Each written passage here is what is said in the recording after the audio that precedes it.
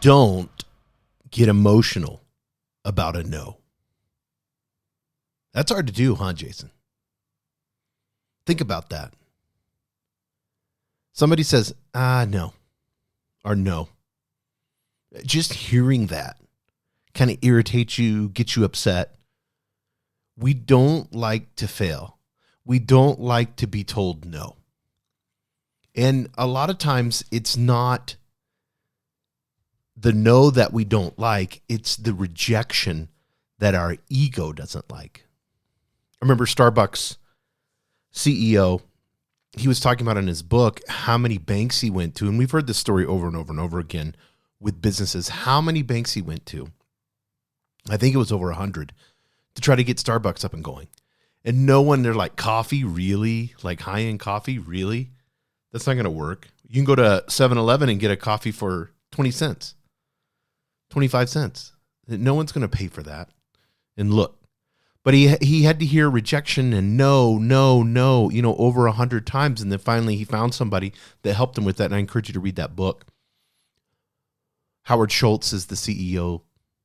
But I want you to understand, whenever you hear a no, there should be two things that you think of.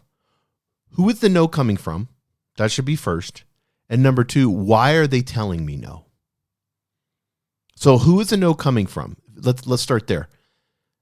Is this person important to me? Is this person valuable to me?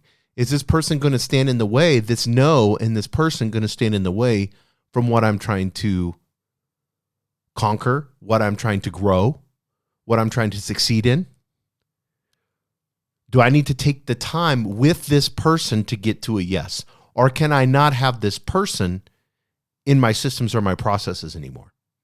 And that may seem kind of ruthless, but sometimes lingering on or holding on to somebody that tells you no over and over and over again, and you're just keeping them around, becomes that mosquito. I talked about it before. The elephant in a room turns into the mosquito, and the mosquito's worse because it just keeps biting you over and over and over again and irritating you. So the person that tells you no constantly, maybe you need to get them out of your life. Maybe, on the other hand, if they're important to your success, then you need to get creative and figure out a way to get to a yes. And a lot of times it's having an honest conversation with them. If they'll sit down with you, say, why did you come to that conclusion? I just want to ask you a couple questions. I'm not going to get upset. I'm not going to get emotional. I just want to know why you said no, or why you can't fund this, or why you can't be a part of my business, or, what a co-founder, a partner, whatever it may be. And listen, like really listen, take notes. Tell them you're going to take some notes. And like we learned in coaching, ask them, and what else? Well, it's because of this, this, and this, Jason. This is why I said no.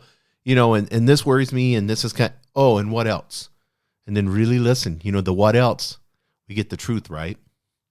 Because you may see something that is extremely valuable. Not all rejection is bad. Some rejections show you where there's a hole in the dam, where the water is going to be leaking through. And it may seem like a trickle and you're not really paying attention to it because you're so busy doing everything else. Or maybe you've got blinders on like a horse in a race and you're running and you're not seeing anything around you.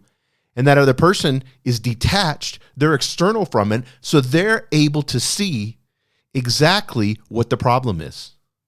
Especially if they're older, wiser, and they've been in business before. And you can use this in your relationships and your friendships. Ask. You got to start asking. When somebody tells you no, ask why. In a nice, very nice way. Don't get defensive. Your ego, that's just ego. It wants to get upset. It wants to say, no, I'm number one, and I'm not going to accept this no. Screw this. Screw them. I'm out. So find out the why of the no. If you find that out, it's going to tell you exactly whether this person still needs to be a part of your life or not, whether it's something that you need to work on or not. And you're smart enough, you can figure it out. If you get past ego and you get the actual truth down on a piece of paper and you go over it and over it and over it again, until the emotion goes away and the ego goes away, and you come up with a conclusion, I guarantee you that'll be the right answer. Because you went through super extreme self-aware exercises in doing that. In something that's really hard. It's really hard to get rejected. We hate it. If you want to practice it, just walk up to strangers and ask them for things. Or if you're single, go do the whole asking to buy people drinks. And hear no, and get used to it. The emotion, like where you're getting discouraged. If you can get used to not getting the no, or finding out why you're getting no's. If you're getting no's from all different types of people, then you need to look at, and I'm not saying this is a pickup artist or anything like that, but this is an exercise that you can do, because I don't want you to manipulate people by any means. I think that's wrong. But it allows you to be honest with yourself and say, hey, well, maybe my clothes look dirty. Maybe my hair's messy. Maybe I need to this or this or this. And you can practice this exercise this way. You're like, well, I'm introverted. I can't handle that. Well, there's other ways of doing it. Find ways where you get no's. Find ways where you get rejections. Ask your boss something crazy. See what he says. Ask for a raise. There's so many things that you can do. Go to the bank and ask for a loan just to see. And then ask why. They're going to go through your business. They're going to see everything. If they say yes, great. You don't have to use the money, or you can use it for something that you need in the business that'll create an ROI. But find no's, seek them out, find out where they're coming from, the person. Is that person legit?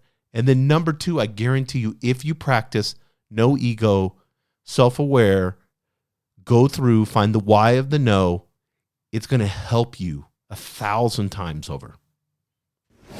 Thank you for joining us on the Albuquerque Business Podcast. And thanks to our sponsor, RigbyDigital.com. Make sure to subscribe and share. And go to abqpodcast.com. Get show notes, resources, and links to everything we talked about today to help you navigate your journey as an entrepreneur and business owner.